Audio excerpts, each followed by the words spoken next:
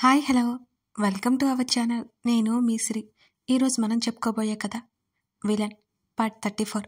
ఆలస్యం చేయకుండా కథలోకి వెళ్ళిపోదాం. ఇదే మన ఊరు, మీకు తెలుసా అంటూ దూరంగా కనబడుతున్న ఇళ్ళని చూపించాడు అభయ్. ఇవన్నీ నాకు తెలిస్తే నీలా ఉండకపోయానా? జ్ఞాన నవ్వింది. ఎవరో ఇటువైపు వస్తున్నారు మేడం, దాక్కోండి అంటూ గబుక్న జ్ఞానతో పాటు కిందకి వంగాడు అభయ్. జ్ఞాన మాటలు వినలేదతను. ఇప్పుడు గనుక మనం వేషం చూస్తే అంతే సంగతి అన్నాడు అభయ్. ష్! అతని నోటి మీద తన పొడవాటి వేలు అడ్డుపెట్టింది జ్ఞాన, మాట్లాడొద్దన్నట్టుగా. ఆ చేతికి ముద్దు పెట్టాడు. చేతిని వెనక్కి లాక్కుని అతని వైపు చంపేసేలా చూసింది జ్ఞాన. అతను వెళ్ళిపోవడం చూసి పైకి లేచింది. ముందు మీ వేషధారణ మార్చండి బాబు అన్నాడు జ్ఞాన వైపు చూస్తూ. ఏమైంది ఈ డ్రెస్కి అని అడిగింది. ఆ ప్యాంట్ షర్ట్ చూస్తే అడవిలో జనాలు కొడతారు మనల్ని అన్నాడు భుజాలు కదిలిస్తూ. అవును కదా, కానీ నేను శారీ తెచ్చుకోవడం మర్చిపోయాను. ఇప్పుడు ఎలా అభి? మనం ఏదైనా షాప్కి వెళ్ళి తెచ్చుకుందామా అని అడిగింది జ్ఞాన. ఇప్పుడు కానీ మీ ఫేస్ ఎవరైనా చూస్తే ఇన్నోసెంట్ బేబీ అనుకుంటారు అని అతను అనగానే అతని తల మీద కొట్టింది జ్ఞాన. అబ్బా ఏంటండి బాబు ఇలా కొడుతున్నారు? నిజమే చెప్తున్నాను, 5 బ్రాండ్కి ఇలాంటివి సెట్ అవ్వవు కదా. మీ ఫేస్ ఎంత ఇన్నోసెంట్గా ఉందో తెలుసా అంటూ ఆమె మెత్తటి బుగ్గలు లాగాడు అభయ్. పిచ్చి వేషాలు వేకున్నా నా డ్రెస్ సంగతి చూడు అంది జ్ఞాన. మీకోసం ఇక్కడ షాపులు ఏమీ ఉండవు, రండమ్మా. జ్ఞాన ప్రసూనాంబ గారు, మీకోసం చీరలు కొట్లు పెడతాం, చీర తీసి ఇస్తాం అని ఎవరు అనరు. అతని మాటల్లో వెటకారానికి జ్ఞాన గుర్రుగా చూసింది. అంత వెటకారం వద్దు, నీకే అంత తెలివి ఉంటే ముందే చెప్పొచ్చు కదా, ఇప్పుడేం చేయాలి మనం అని అడిగింది జ్ఞాన. టట్టుడోయ్ అంటూ తన బ్యాగ్లో ఉండి చీర తీశాడు అభయ్. ఏయ్ ఎక్కడిది మెరుస్తున్న కళ్ళతో అంది జ్ఞాన. అమ్మది, నాతో రండి అంటూ ఆమె చేతిని పట్టుకుని బ్యాగ్ తీసుకుని వెనక ప్రదేశం వైపు వెళ్ళాడు అభయ్. ఇంతకీ చీర కట్టుకోవడం వచ్చా అని అడిగాడు జ్ఞాన వైపు చూస్తూ. వచ్చు అంది అతన్నే చూస్తూ. ఛా అన్నాడు విసుగ్గా పిడికిలి అరచేతి మీద కొట్టుకుంటూ. ఏమైంది అనుమానంగా చూస్తూ అడిగింది జ్ఞాన. చీర కట్టుకోవడం నేర్చుకోకుండా ఉండొచ్చు కదా మేడం అని అన్నాడు అభయ్ ముఖాన్ని నల్లగా పెట్టి. ఎందుకు అని కళ్ళు ఎగరేస్తూ చేతులు కట్టుకుని అతని వైపు సూటిగా చూసింది జ్ఞాన. మీకు రాకపోతే నేను కట్టేవాణ్ణి కదా మెలికలు తిరిగిపోతూ అన్నాడు అభయ్. పటపట పళ్ళు నూరిన సౌండ్ వచ్చి తలెత్తి చూశాడు అభయ్. అతని చేతిలో ఉన్న చీర కోపంగా లక్కుని వెల్లిగా అంది ఆ పగిలిన గోడల గది నుంచి అతన్ని బయటికి నెట్టేస్తూ.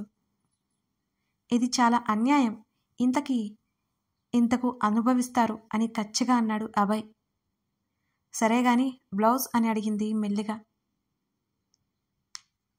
మీకు తెలీదా అడవి మనుషులు ఎలాంటి వేషధారణలో ఉంటారో, అలాగే ఉండాలి అని అన్నాడు అభయ్ బయట నుంచి. ఇదంతా నీ ప్లానే కదూ లోపల నుంచి జ్ఞాన అరిచింది. కాదు, అయినా ప్లాన్ చేయడానికి నేనేమంత కన్నింగ్ ఫెలో కాదు మేడం, ఇన్నోసెంట్ బాయ్ని. త్వరగా వస్తే వెళ్ళిపోవాలి, మళ్ళీ ఎండ వస్తే ఊరి జనాలు ఇటువైపు వస్తారు అని అన్నాడు అభయ్.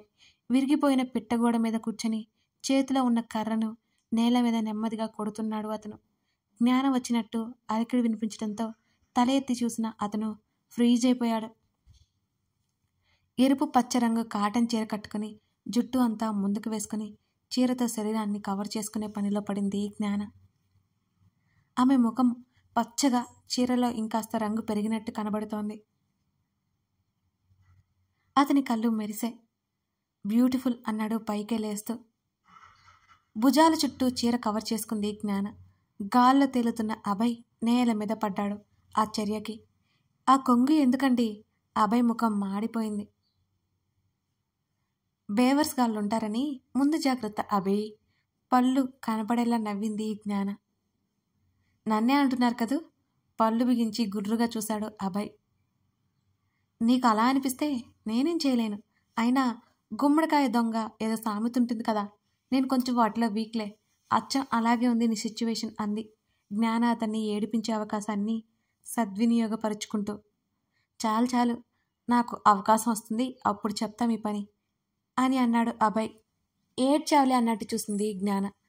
ఇద్దరు తన బట్టలన్నీ చిన్న బ్యాగ్లో పెట్టుకుని చెరొక బ్యాగ్ భుజాలకు తగిలించుకుని ఆ బైక్ మీద చెట్టు కొమ్మలు విరిచివేశాడు అభయ్. మొబైల్ ఇటు ఇవ్వండి. మొబైల్ లేకపోతే ఎలా? ఇవి న్యూ మొబైల్స్, ట్రేస్ చేసేంత సీన్ లేదు, చాలా జాగ్రత్తగా ఉన్నాను అని అంది జ్ఞాన. లోపల ఎలాగో సిగ్నల్స్ ఉండవు కదా అని అన్నాడు అభయ్. ఒకవేళ చీకటిగా ఉంటే టార్చ్ యూస్ చేసుకోవచ్చు అంది జ్ఞాన. స్విచ్ ఆఫ్ చేసుకుని మొబైల్ బ్యాగ్లో పెట్టుకున్నారు ఇద్దరు. ఈ ఫోన్స్ వల్ల తిప్పలు రావు కదా అని అడిగాడు. రావులే పదా అంది జ్ఞాన. ఇద్దరు ఆ గుడి వెనుక నుంచి నడక ప్రారంభించారు. చేతిలో మ్యాప్ చూసుకుంటూ మరో గంట పాటు నడిచారు. కాస్త దూరంలో చిన్న నది కనిపించింది. ఇద్దరూ ముఖముఖాలు చూసుకున్నారు.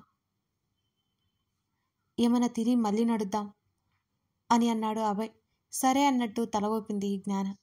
ఇద్దరూ అలా ముఖం కడుక్కుని గబగబా తినేశారు. మనం రేపు సాయంత్రం లోపల ఇటు వచ్చేయాలి మేడం. ఈ చిన్న నది మనకి గుర్తు. ఇదిగో మనం తిన్న కవర్స్ ఈ చెట్టుకు కడుతున్నాను. ఒకవేళ ఎవరికి ఏమైనా ఇక్కడికి వచ్చేసి స్ట్రైట్గా నడుచుకుంటూ ఊరివైపు వెళ్ళొచ్చు అని అన్నాడు అభయ్. జ్ఞానకి భయమేసింది అతను అలా అనగానే. అభి ప్లీజ్ బేరగా అతన్ని చూస్తూ అంది జ్ఞాన. ఆమె కళ్ళు భయంతో ఉండడం అతను గమనించి,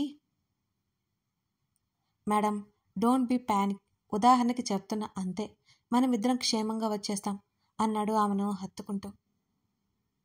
బెంగగా అనిపించింది జ్ఞానకి. అభయ్ని మరింత గాఢంగా చుట్టేసింది. ఆమె తల నిమురుతూ మెల్లిగా దూరం జరిపాడు అభయ్. అబ్బా మీరు మరీను, ఈ జుట్టేంటి అని అడిగాడు అభయ్.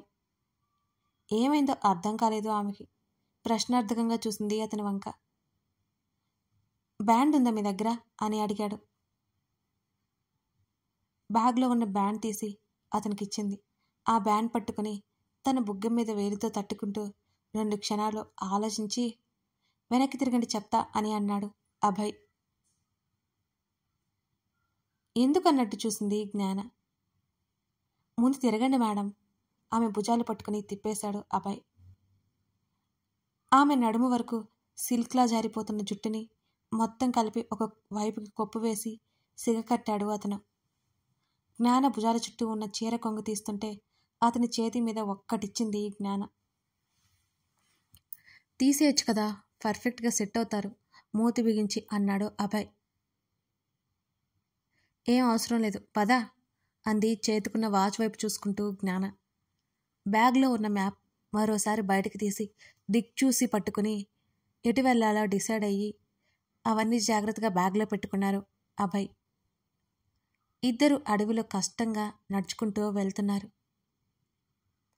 అప్పటికే దాదాపు 11 గంటల సమయం అయింది. ఇద్దరిలో చాలా వరకు ఓపిక నశించింది.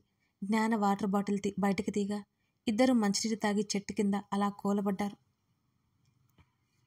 మేడం ఆర్ యూ ఓకే అని అడిగాడు అభయ్. కొంచెం కాళ్ళు నొప్పిగా ఉన్నాయి అభయ్ అని అంది జ్ఞాన. మీరు అనవసరంగా వచ్చారు అన్నాడు అభయ్.